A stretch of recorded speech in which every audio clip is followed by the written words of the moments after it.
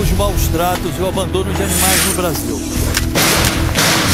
Por que a humanidade ainda insiste em tratar os animais de uma forma tão cruel? As nossas leis são suficientes para fazer justiça e punir os agressores. Vamos mostrar a luta de pessoas para proteger os animais que tanto sofreram nas mãos do homem. Aqui nós mostramos o que os outros não têm coragem de mostrar. Repórter Record, investigação. Você vai conhecer agora o exemplo de quem não ganhou fama nem dinheiro com cavalos, mas se dedica a salvar os animais. Em Porto Alegre, um grupo luta contra as crueldades. Os voluntários são chamados de os anjos da guarda. O que acontece com os cavalos que ninguém quer?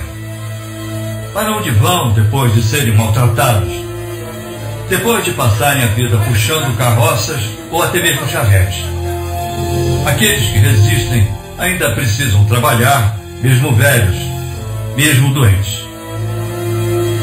Quando não suportam mais, são abandonados e seguem solitários pelas estradas do país. Uma triste realidade que pode se transformar em tragédia.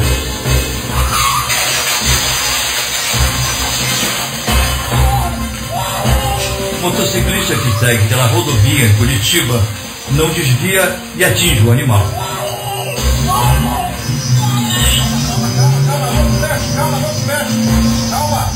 Esses são os cavalos do asfalto, que mudaram a vida dessa mulher. Fair Soares é aposentada, nunca teve um Aras antes e nem sabia cuidar dos animais, mas não podia mais suportar ver aqueles que eram vítimas de maus tratos. No começo, ela adotou 30 cavalos de uma só vez. Só que a única coisa que eu não lembrei em toda essa situação, que eu sempre morei na cidade, que eu nunca tinha visto um cavalo de perto, ou vivo e a cores, nada disso. E que se um cavalo é difícil, imagina 30. O Anjo da Guarda, que criou uma ONG em Porto Alegre para retirar todos esses animais da rua. Todos aqui tiveram uma nova chance depois de serem levados para o abrigo.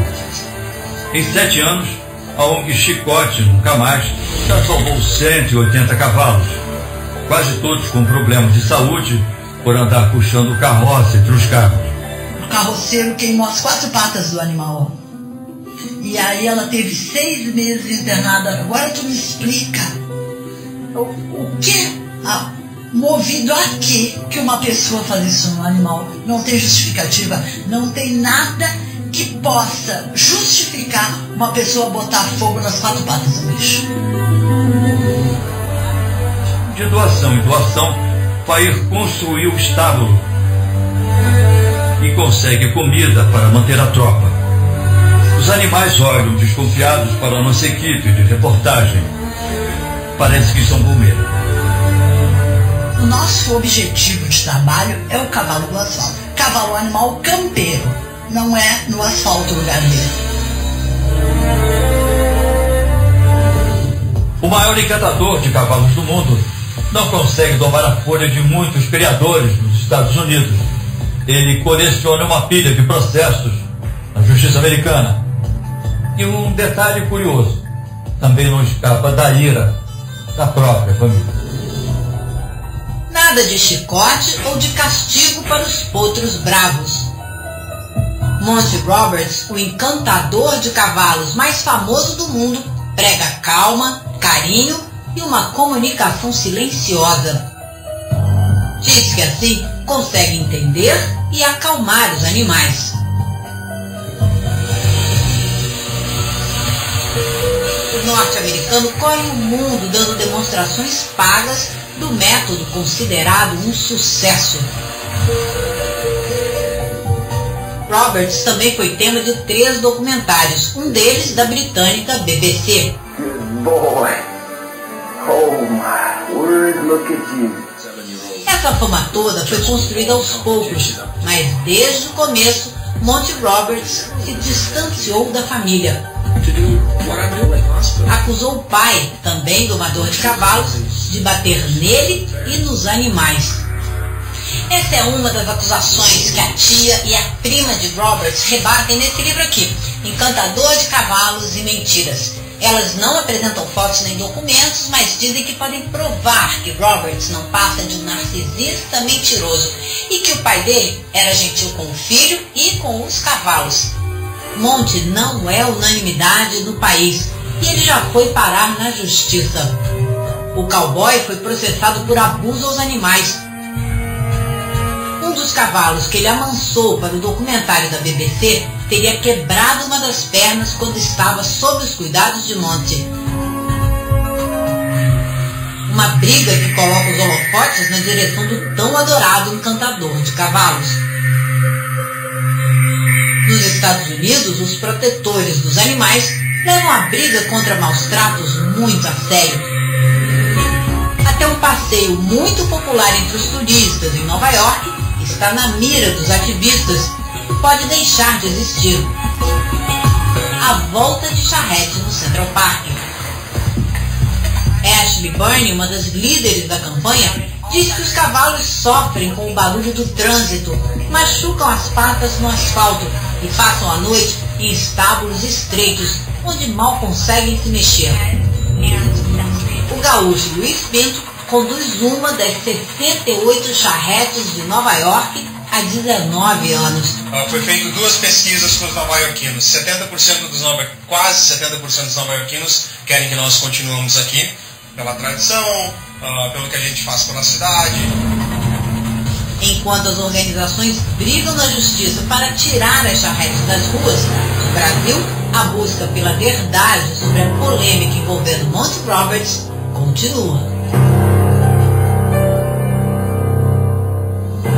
O maior domador de cavalos do mundo no centro de um escândalo sem precedentes. Herói ou vilão? Seguimos viagem até um dos áreas onde se cria a mesma raça de pampa, o manga larga machador. E nossa recepção acontece em grande estilo. Vem, linda, vem. Ei. Vamos. Sem chicotes ou ameaças, o criador Marcelo logo coloca uma égua ao lado da outra, todo orgulhoso de suas meninas. É assim que ele se refere aos animais. Minhas meninas, vamos. Tudo com muita gentileza e com muita troca de posição entre cavalo e cavaleiro, né? Eu acho que essa é a doma correta. O animal começa a ter confiança e começa a ceder naquilo que você pede a ele para fazer. É o que eu vejo, né?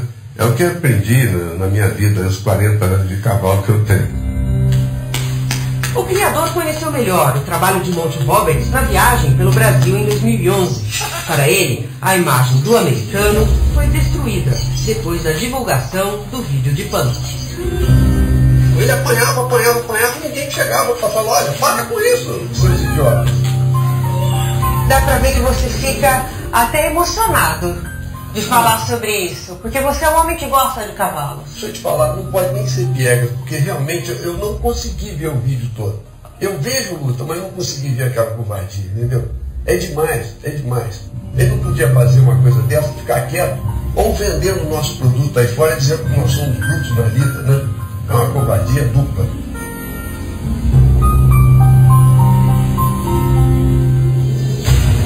Quem poderia nos ajudar a encontrar Pampa e descobrir o que aconteceu com o animal? Na gameleira, nós fomos à procura de Dr. Clayton. Ele ainda trabalha na clínica veterinária. Dr. Clayton também é uma testemunha. Inclusive, eu conheço esses peões, são peões top de excelência. Eles não trabalham dessa maneira.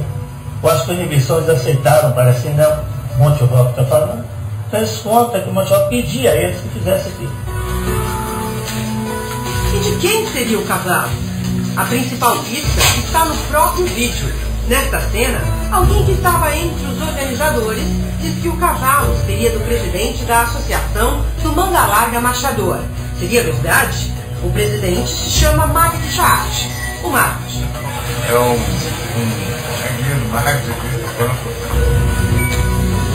Mateus diz que nunca tinha visto os cavalos quando foi chamado para fazer a demonstração para Monty Roberts. Os cavalos já estavam no curral e confirma que o que se falava no dia é que era do presidente da associação. Até então, por eu não conhecer e por pelo Max ter levado o maior número de animais, para mim que o cavalo seria dele, mas eu não posso afirmar que o cavalo seja dele. Nós fomos até a sede da Associação do Manga Larga Machador, que convidou Monty Roberts para o Brasil. O presidente da associação disse que o cavalo não é dele. Magdi admite que os cinegrafistas e a tradutora eram da associação. Os cinegrafistas estavam filmando para ele e para a associação? Ele que pediu. Ele pediu para filmar. O senhor sabia que estava acontecendo naquele momento? Naquele momento não.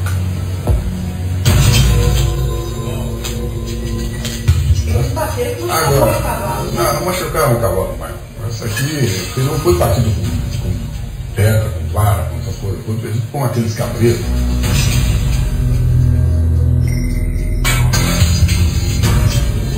O que ele está dizendo nas palestras é que é o verso que vocês usam aqui. Está sujando a Mas exatamente, esse nós vamos cobrar agora as coisas para ele retirar esse e pedir desculpa pública. Não vai ter que fazer isso de uma forma ou outra.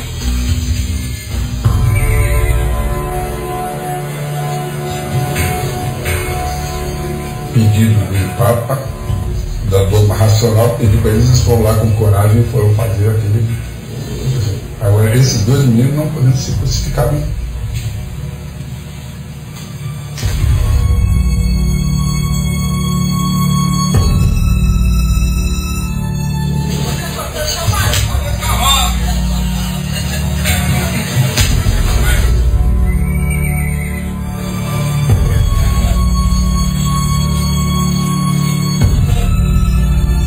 André Gank é especialista em comportamento animal e analisou as imagens.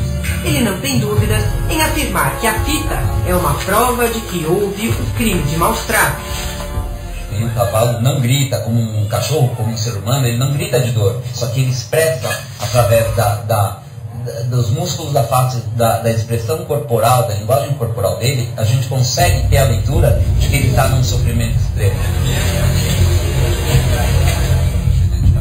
André diz que essas quedas podem provocar fraturas, rompimento de tecidos e ligamentos. O estresse pode provocar doenças, como inflamações das patas, por exemplo, que podem até levar à morte do animal. Toda ação do homem naquele momento do vídeo é de uma perversidade extrema. O cavalo tem certeza que ele vai morrer. Nós também levamos as imagens exclusivas ao perito criminal Ricardo Molina. Ele garante que tanto as imagens, sangue aqui, tem sangue aqui, quanto os sons analisados são autênticos. Tem vários polos. A qualidade da voz é constante o tempo todo. Então ele falou nesse momento que foi gravado aí. Essa gravação não é montada. Essa gravação é, vamos dizer assim, pericialmente boa. Se eu tivesse que dar um laudo sobre ela, eu falo, não, uma gravação boa, pode ser usada, inclusive no processo judicial, sem nenhum problema. Molina também diz que as imagens permitem afirmar que Monty Roberts está presente do início ao fim. Ele está presente desde o começo, ele sabe o que está acontecendo. E como perito criminal, diz que há evidências de que o americano estava no comando. Molina analisou principalmente o trecho em que Monty Roberts ordena que apertem o cabresto do animal, para que ele não fuja. E aí ele fala, aperta um pouco mais e tal, porque senão ele vai soltar. O Monty está pedindo para vocês apertarem aqui, porque senão vai soltar a hora que O que ele diz mesmo, é a voz dele, não foi aplicada depois, ele estava presente todo o tempo e ele orienta as pessoas a fazerem exatamente aquilo.